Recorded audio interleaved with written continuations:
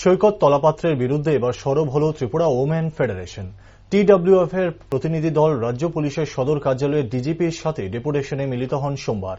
এই প্রতিনিধি দলে উপস্থিত ছিলেন ত্রিপুরা মথার বিধায়িকা স্বপ্না দেববর্মা, টিডব্লিউএফ এর কার্যকারী সভাপতি মণিহার দেববর্মা সহ অন্যান্যরা। সংবাদ মাধ্যমের মুখোমুখি হয়ে টিডব্লিউএফ এর এক মহিলা নেত্রী বলেন, সৈকত তলাপাত্রের বিরুদ্ধে ডিজিপির নিকট বিভিন্ন অভিযোগ নিয়ে ডেপুটেশনে মিলিত হয় এদিন।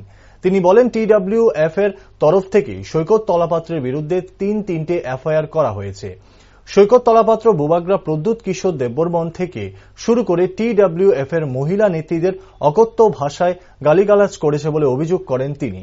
শুধুমাত্র তিপ্রামথা লোকেদেরই নয়, রাজ্যের মুখ্যমন্ত্রীকেও ছাড়েননি সৈকত তলাপাত্র। সৈকত তলাপাত্রকে গ্রেফতার করায় রাজ্যের স্বরাষ্ট্র দপ্তরের মন্ত্রী তথা রাজ্যের মুখ্যমন্ত্রীকে ধন্যবাদ জানান তিনি। আজকে কিসের জন্য আপনারা ডেপুটেশন?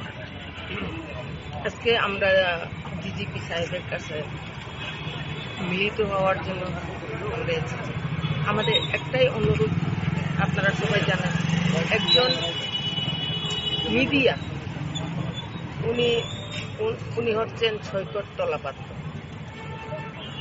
উনি আমাদের মহিলাকে চাইনিজ আন্টি আখ্যায়িত দিয়েছে এবং আমাদের রাজমাতা, এই রাজ্যের রাজমাতাকে অনেক কিছু খারাপ ভাষায় কথা বলেছে, গালিগালাজ করেছে এবং আমাদের মহারাষ্ট্র প্রদ্যুৎ কিশোর দেববর্মনকে অনেক কুৎসিত মন্তব্য করেছে। সেই জন্য ওনার মতো শুধু আমাদের মহারাষ্ট্র নয় এবং আমাদের ত্রিপুরা মথার লোকদেরকে নয়, সারা ত্রিপুরা রাজ্যে পূর্ব মুখ্যমন্ত্রী আমাদের বিপ্লব কুমার দেবজি থেকে আরম্ভ করে এখন বর্তমান মুখ্যমন্ত্রী মানিক সাহাজি কাউকে ছাড়েনি। ত্রিপুরা রাজ্যের সমস্ত সাংবাদিক থেকে আরম্ভ করে সমস্ত আমজনতাকেও উনি অনেক কিছু বলেছেন।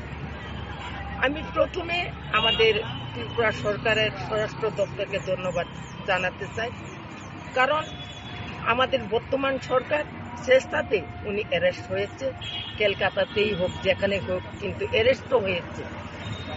আমরা একটা গর্ববোধ করি, ত্রিপুরা রাজ্যে অনেক মহিলা সংগঠন আছে। আমরা ত্রিপুরা মথা মহিলা সংগঠন টিডব্লিউএফ, ত্রিপুরা উমেন্স ফেডারেশন, সেই উমেন্স ফেডারেশনের তিনটাতে এফআইআর হয়েছিল সৈকত তলাপাত্রের বিরুদ্ধে। এনসিসি থানা,